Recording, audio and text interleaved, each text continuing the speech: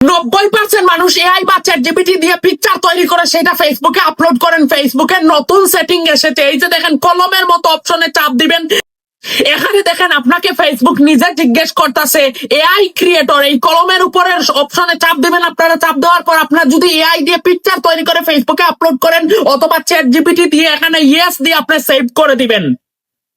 এখানে সেভ হয়ে গেছে, একটু ব্যাকে চলে আসবেন। আপনারা পিকচার বা ভিডিও আপলোড করেন, ধরেন আমি একটা পিকচার আপলোড করব, এই যে গ্যালারিতে আমাকে নিয়ে গেল, এই যে এই পিকচারটা আমি এআই দিয়ে তৈরি করেছি, সাপোর্ট বুঝিয়েন।